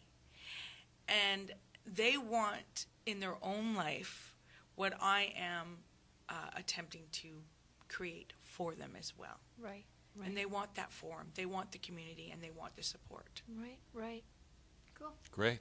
So now I know you put a lot of work into your show, and you're doing it this week, right? So, Yeah, Wednesday. I know you're really working hard on this, and I don't even know how you could find the time to come here today, but thanks for doing that. But who's coming on the show this week, just as an example? Yes, okay, so this week I'm actually very excited about this particular episode. So it's on Wednesday, March 26, 2 p.m. is our airtime. I air on XS Network, which is X like Xerox, S like Sam, xsnetwork.com.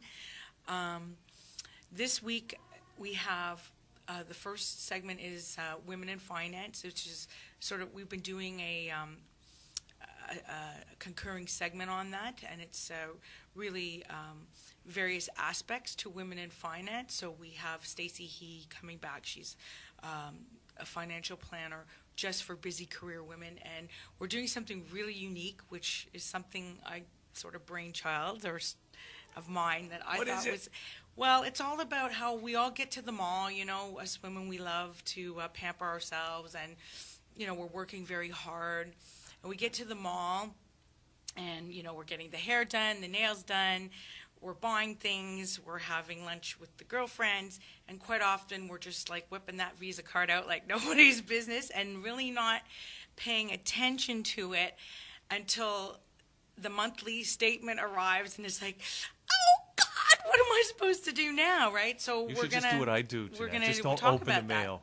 Don't open the mail. Well, I believe you just had a segment on with two ladies from the Red Tent Sisters, which was all about, you know, menstruation. And I made a joke, and I said, you know, that Visa bill, it arrives just like my period every month. And sometimes, you know, it is a shock. So, and I don't think that I'm the only woman who has a bit of a spending issue or a pampering issue, and we're just going to talk about how easy it is to get into that and what it really means for you, and in a segment called What Your Trip to the Mall is Really Costing You. So we're going to talk about that, and then we have another woman coming in by the name of Lorraine Wegman of Wegman Consulting, and she's a person who deals with training individuals to really appreciate and accept each other in both a corporate environment and even a marriage, and to really explore and examine a strength and a weakness in two personalities and how they can unite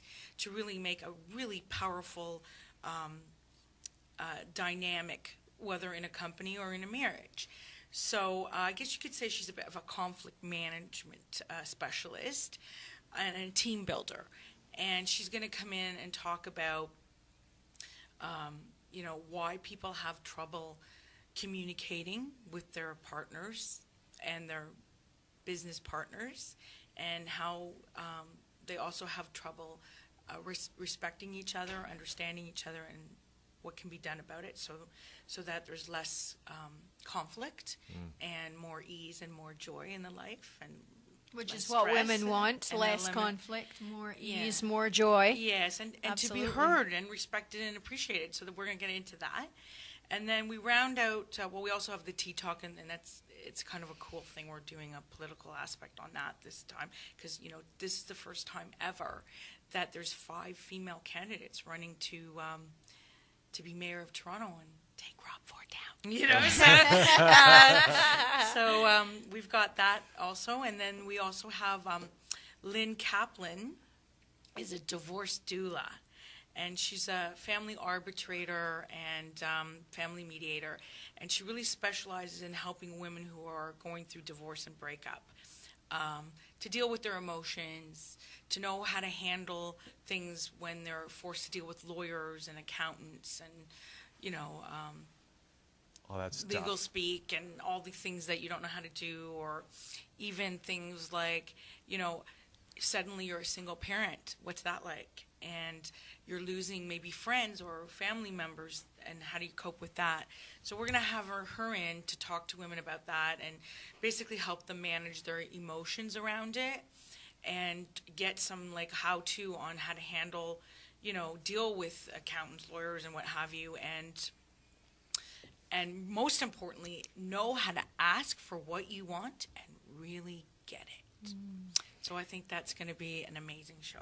So you're covering, 3 major areas that women need to know about: their emotions, their relationships, and their finances. And that's just one episode.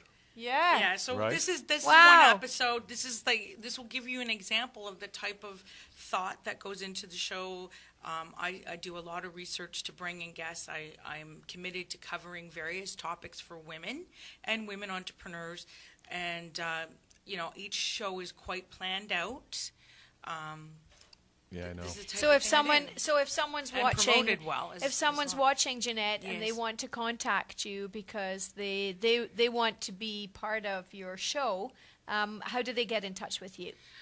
Well, the best way to get in touch with me is to either email or call me, and there is a bit of an audition process to come on the show because, as I mentioned at the onset of the segment, we do things differently and we're incorporating other aspects, so we need to talk about that. But then they get to work with you. Yes, they get to work with me. So the best way to reach me is to email me at Jeanette, which is spelled JANETTE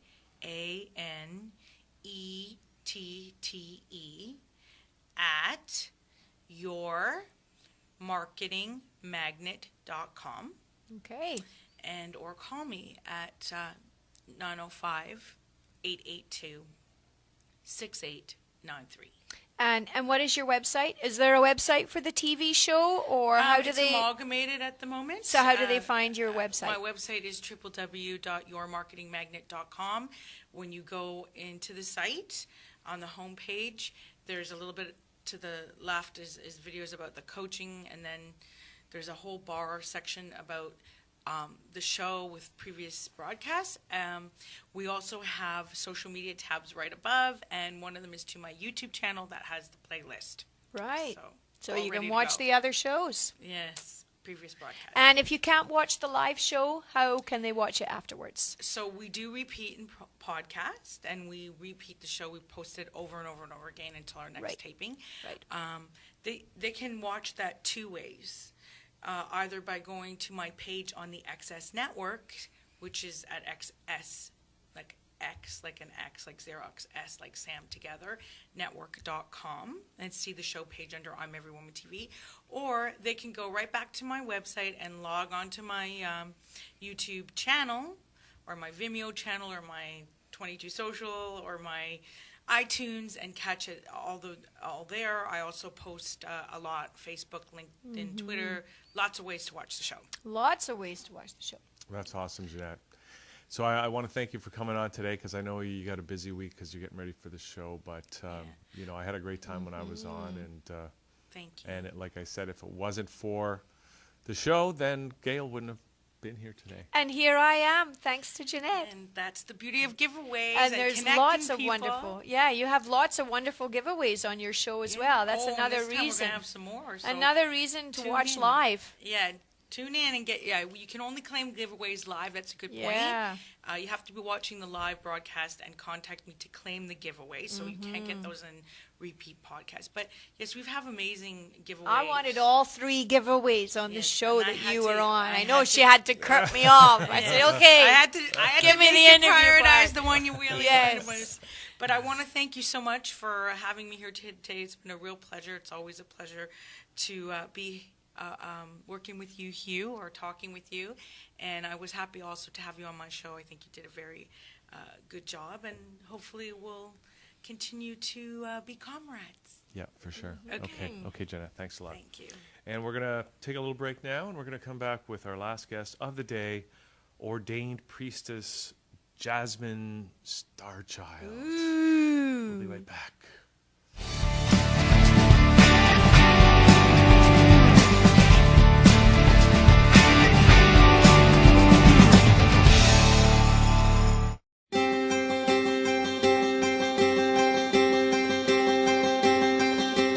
Hi there, I'm Kim Sedgwick of Red 10 Sisters and ecosex.ca. Today I'm sharing some sexy holiday gift ideas for her.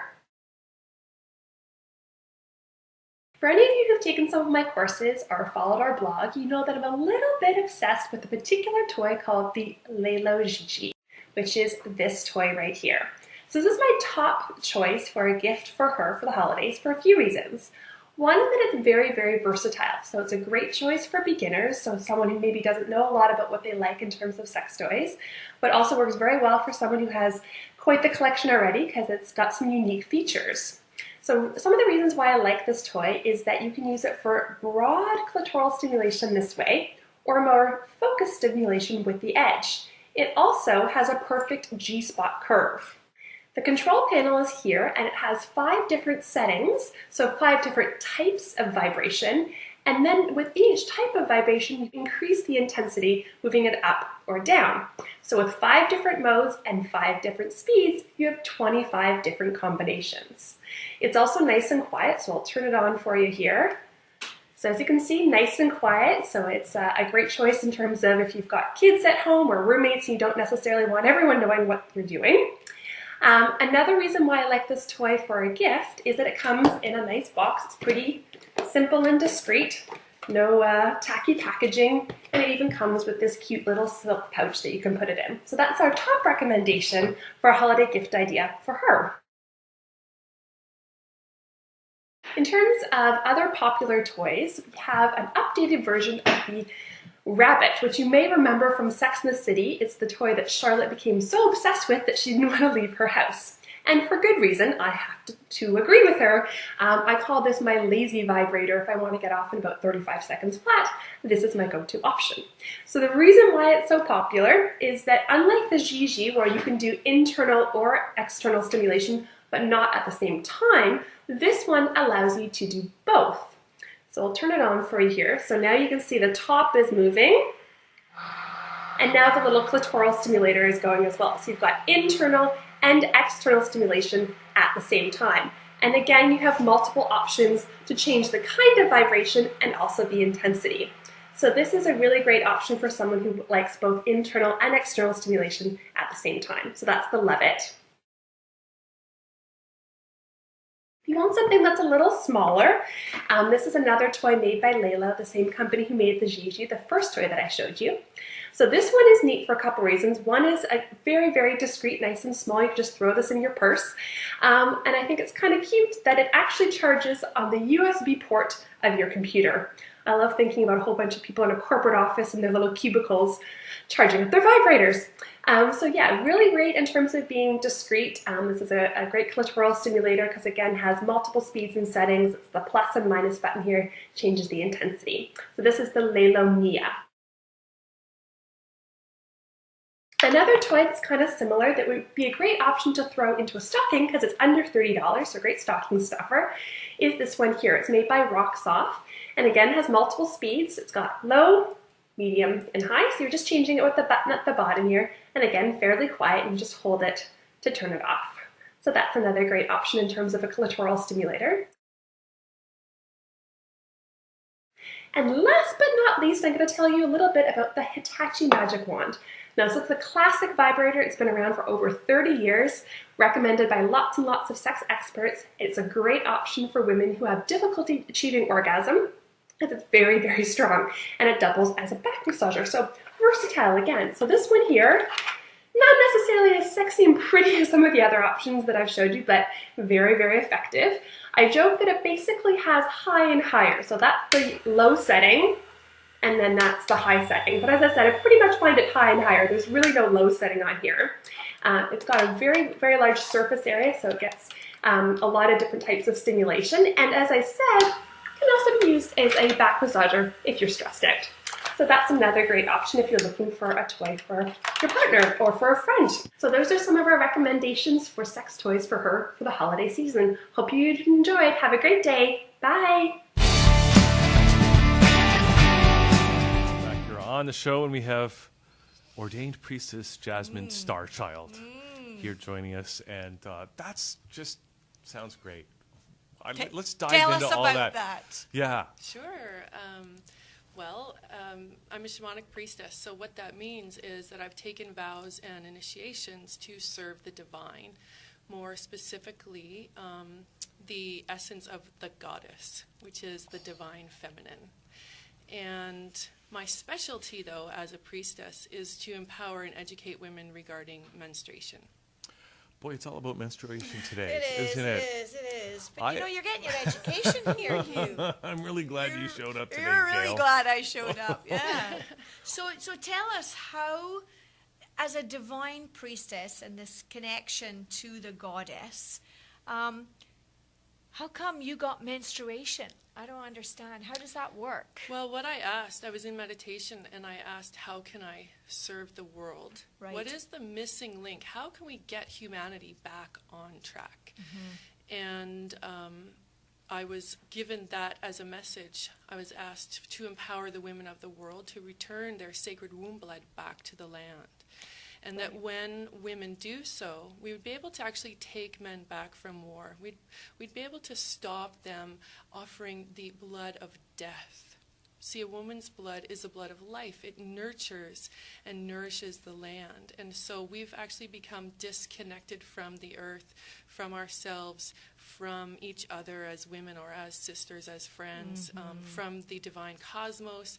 And so when a woman is in her menstrual cycle, she actually becomes very open and connected to all of the things that I just mentioned. So by reclaiming menstruation as a sacred act, we reclaim all of those connections. So you're saying then that, I mean, I think the perception out there, especially when we were talking with Kim and Amy earlier, was that there's this stigma around menstruation. There's this don't talk about it, you know, keep it hidden, and there's all these words that we use for it instead of just talking about it very openly. See, I'm all about talking about it. You're all about talking about it. I'm all about talking about menstruation. But now what you're saying is that basically there's a need to bring it back to the earth, you said. And 100%. Now, what does that mean? I mean, yeah, you mean literally? That's my question. And how does it work? Yeah, I mean literally, because first I'll just touch on what you were saying about the past, because it's really important for us to understand that there is a reason that we were sort of disconnected, and that's because it's such a powerful act. And what we used to do was see, our hormones are triggered by light.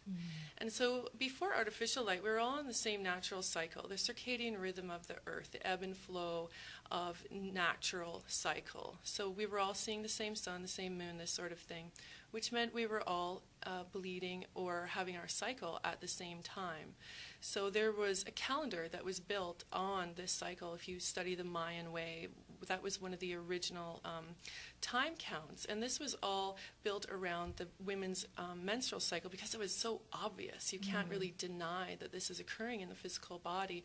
And we were all grouped together. We would all sit down. We would relax. We would take care of each other.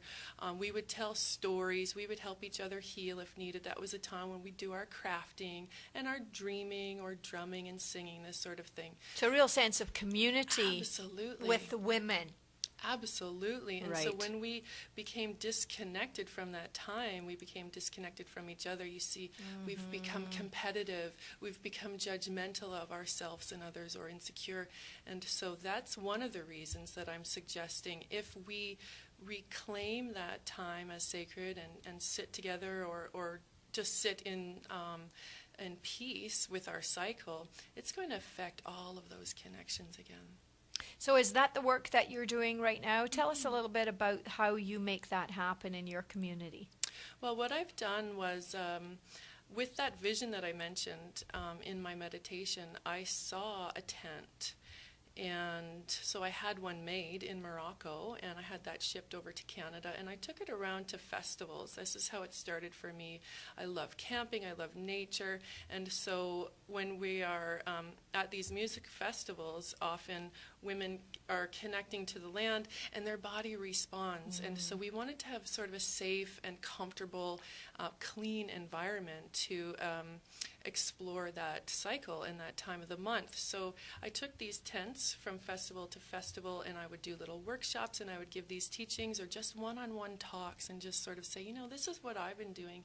And it would spark something inside of that woman, and then she would come back to me later and say, you know, I tried what you've been doing, and I no longer have pain. I no longer have cramping, and I have this peace inside of me now. So thank you very much. And so I was really responding to that sort of feedback, and I just kept going. And now I teach workshops. I have a YouTube channel called Medicine Movement, where I just sort of share stories and ideas and empower people that way. We have little groups here and there, women's groups gathering around the dark moon or the full moon and this sort of thing, and just talking and sharing and empowering women to get together, which is the most important part of the work, just coming back together.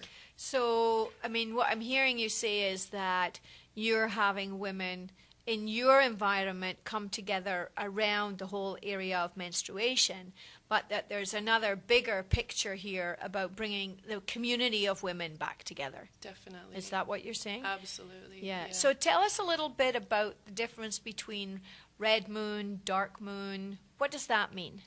Red moon is sort of a symbolic phrasing representing that time of the month, because when I was mentioning about our hormones being triggered by natural light, so we get on the cycle of the moon.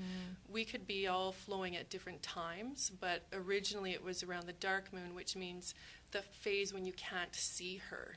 She's dark, the sky is dark, it's a time of starlight. And then full moon. So there's actually 4 phases of the moon.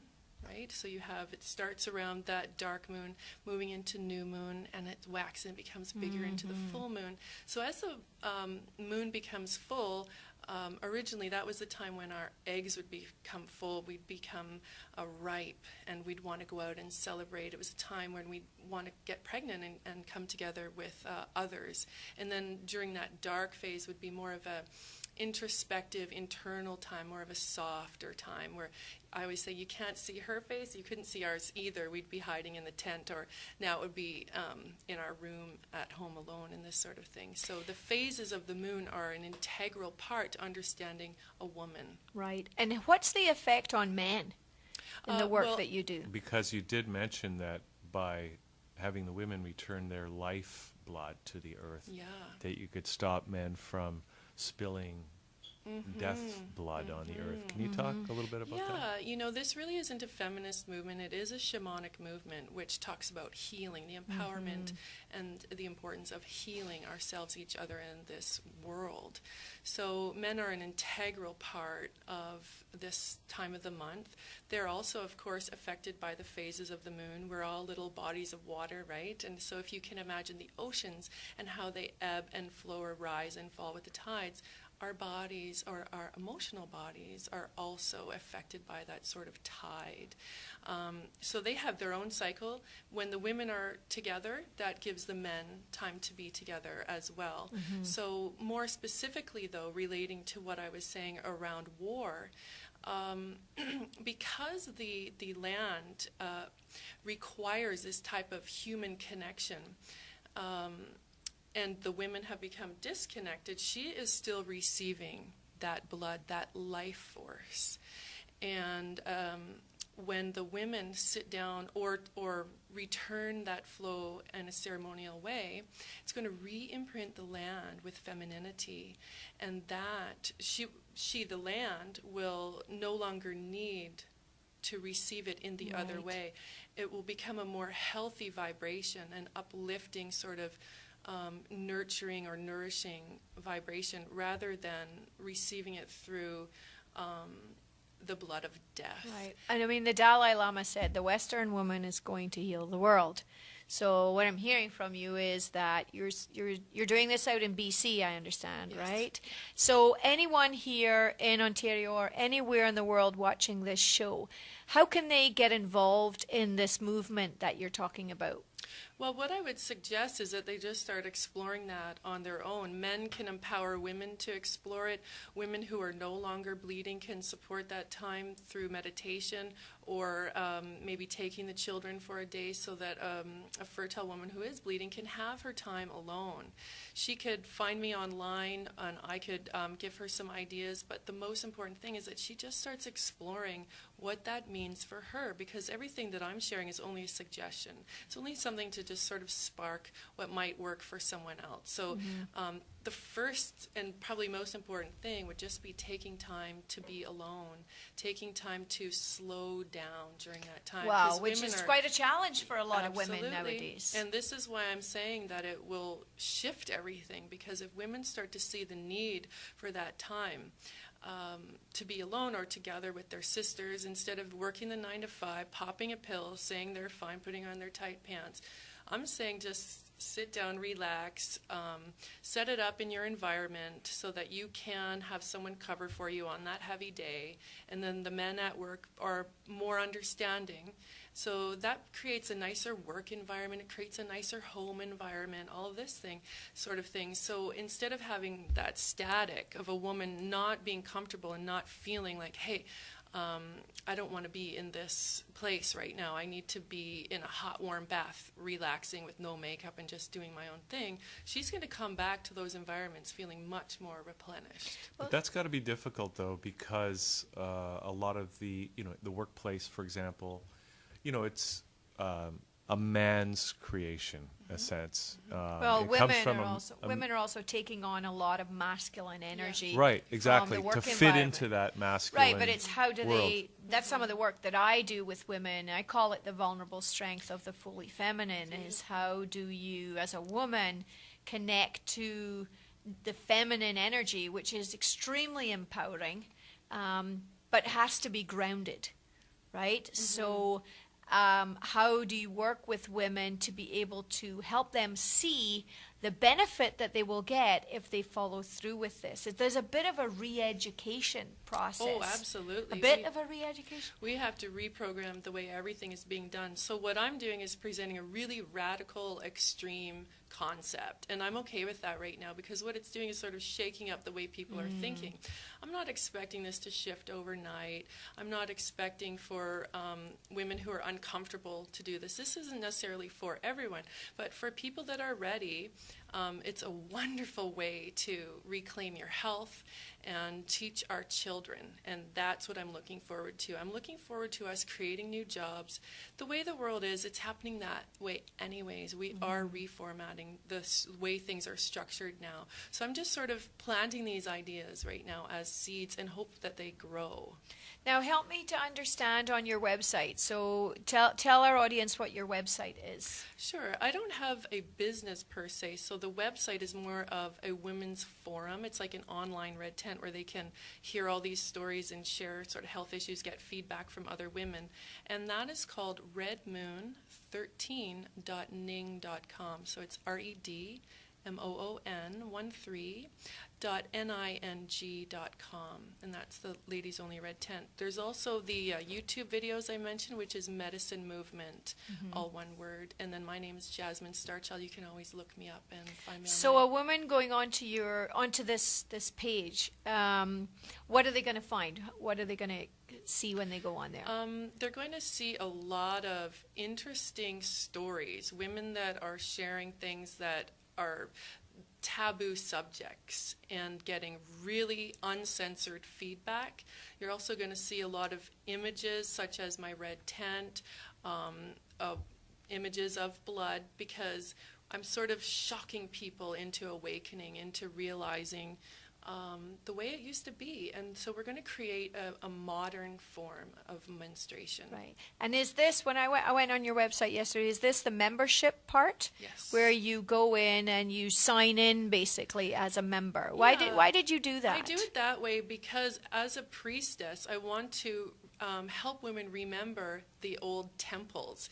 And you wouldn't just open a door and walk into a temple. You would see the temple, you would breathe it in, you would be greeted by a priestess, you would be anointed, you would be cleansed. There would be a moment of sort of deeper awareness. You would Sounds tune like you're into changing the energy. Absolutely. So in order for a woman to enter that site, I ask her to reflect for a moment, and that's all it is. Right, right. Now, I was wondering why you did that. Also, it's a women's only site, Right. and so I ask a couple of specific questions. Not because men aren't welcome, but because we do talk about things like rape, things that have caused a lot of trauma to women, and we want to create a safe environment there for us to go deeply. And that is what women need in order to be able to go into intimate subjects like that, is to have a sense of safety, for sure. Well, you're creating that with what you're doing. Now, you're in Toronto today, but are you based in BC, are you still? Yeah, I'm living in Vancouver. I grew up here in Ontario. I'm visiting family, but I am in Vancouver. Okay, now if people, people anywhere in the world can access the forum online, and are you taking your tent anywhere in Ontario? Currently, my tent is stuck at the border. Oh, dear. I had it down in California and Oregon and Sedona, and I was doing sort of a West Coast tour. Right. And I have to find a way to get that back into Canada. So we'd like to set it up this summer in a few places, and I would love some invitations. Yeah. And how are you promoting this movement that you have going here? Well, it's a very underground type of thing, so it's all word of mouth or moments like this. And I'd like to say thank you for this opportunity to share that message. Okay, well, great. Well, thanks for coming on. Thank you for coming. Very interesting. And I guess so anybody wants to follow up, just go to the website redmoon13.ning.com, right? Thank you. Okay. All right. Great. Thank you for sharing all of that with us today. Yeah. And Gail, thank you for co-hosting with me. And my pleasure. We found out a little bit about what you do when you're not hosting the show. Yes. But if people... I love working with women. That is what I specialize in doing. I call myself a self-love expert. I don't know what that means. Well, that means you get to love yourself before anyone else. Okay. And I also work with women around the fully feminine. I said before, embracing the vulnerable strength of the fully feminine. I am a professional coach and a professional speaker. That is what I speak on as well. And I run groups for women. I also have a meetup program called Toronto Total Love Connection. So I'm all about love. And I'm all about women, because when women are happy, men are happy too. That's a good point. And so that's what I do. My website is gailscott.ca. And anybody can connect with me through my phone number, 416-358-1457. As a professional coach, I work with women one-on-one. But I also run groups. I have a program called Self-Love Series. It's 12 weeks to self-love. And can men take that course? Men cannot take that course. I really should create but one. You don't think I we should need create some one self-love? for men as well. And I love what I do. I'm very passionate about what I do. I'm also very much into energy and this new consciousness that we have coming along, and law of attraction. And I have many hats that I wear, coming from a dysfunctional family and knowing all about addictions and codependencies. I have a lot of that under my belt too. So I wear a lot of hats. I have a lot of knowledge and expertise, and depending on what someone needs help with, I think it starts with self. Having had no sense of self-esteem myself, I've had to learn how to build that. And talking about all the women that we've talked to today, I have 2 teenage daughters, and I've changed the trajectory of my family, because I've really helped my daughters understand who they are based on the pain and the experience that I've gone through. And that's what I bring to the table, coming from the family that I came from, to be able to help people really see who they are. And one of the biggest questions I find that people can't answer is, what do you want? Who are you and what do you want? And just having people connect back to that. And when they do that, they're happy. And that's what we want, a happier world. Well, great. Well, thanks for doing this, and My really pleasure. enjoyed hosting with you. I got to sort of take a little break at some of those difficult those subjects topics. for I you. could just kind of relax and let you take over. So thanks Yeah. for doing that. You're welcome. My pleasure. And thanks again, Jasmine, for coming on the show. And Great. that's Thank it you. for the show, everybody. Thanks. We'll see you next time right here on thatchannel.com. Hey there, it's Jasmine Starchild checking in with you. I have a message from the Red Moon Medicine Movement, and just like to send some gratitude out from my heart to Evolver for welcoming me and gifting us with this opportunity to discuss rites of passage. So the Red Moon Medicine Movement is dedicated to empowering women to reclaim their menstrual cycle as sacred once again. Look at menstruation and link it to rites of passage. What we're talking about is empowerment. We're talking about reclaiming menstruation, the blood flow, as a sacred ceremony.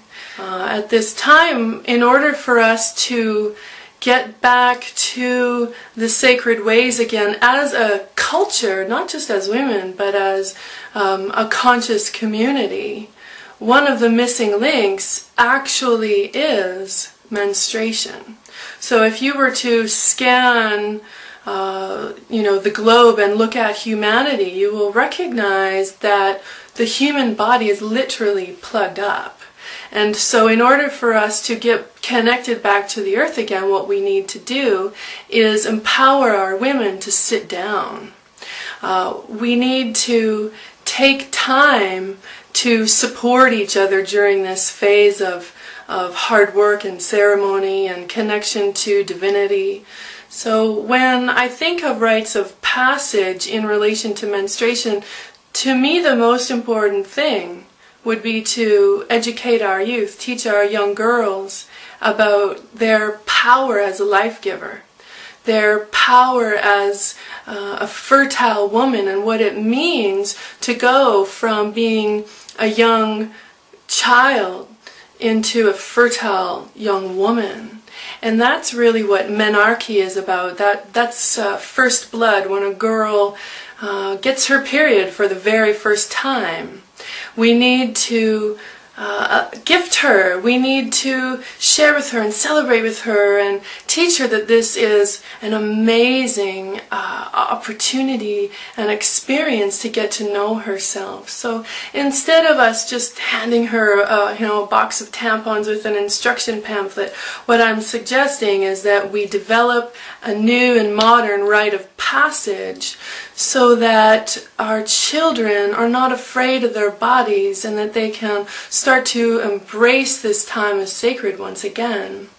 When we bleed, what's happening is we're being called to the earth, we're being called to the goddess, we're being called to our bodies, and what's happening is we are releasing the unfertilized energy that we no longer need, and so it must go back to the earth in a good way. So the first rite of passage is menstruation for a woman, and the second rite of passage would then become motherhood, if she so chooses to have a child, that is. Not everyone will experience that rite of passage, and that is of course a certain privilege, to be able to create life. So each month, a woman has the opportunity to deepen with herself and get to know if this is for her. And if a woman chooses not to create life, I would then empower you to regenerate your blood. We don't actually have to release an egg each month. Bet you didn't know that, but it's true. We don't actually have to bleed, and in the Taoist way, it is considered a chi loss to be creating eggs and releasing eggs if we don't actually need to, if we're not going to be having children. So that's another thing to focus on. And then the third rite of passage for women would then be menopause, when we are no longer fertile. So really, the different phases of life for a woman are marked by these rites of passage, and it all has to do with fertility in this one area that I'm speaking of specifically, that is.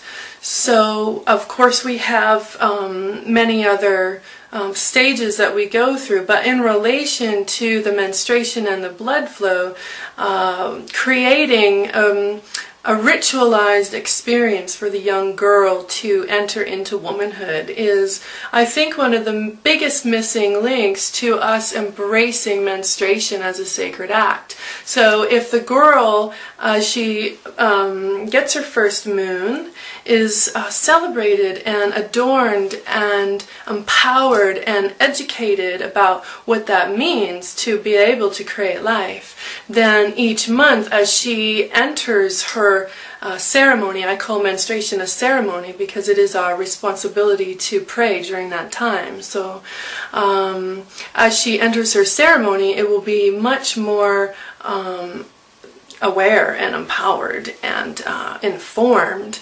There will be less fear, and women will be able to therefore take better care of their bodies. And when we take better care of our bodies, we have better health. When we have better health, we have better state of mind. And each year we have 13 opportunities to enter ceremony. So a woman will actually menstruate or bleed 13 times in a solar year. So that's why the number 13 is so sacred to us, 13 moons. And hopefully if we get connected to the ebb and flow of nature, we would be bleeding or releasing during the dark moon. So what I'm hoping to do and what the Red Moon Medicine movement is focused on is teaching women to create sisterhood and circles and tents and awareness every dark moon. It doesn't mean you will naturally start flowing at that time right away. And you know, what's most important is just being authentic and allowing your body to do what it needs to do when it needs to do it. So there really is no right or wrong way, but what we want to do is reclaim it as a sacred act.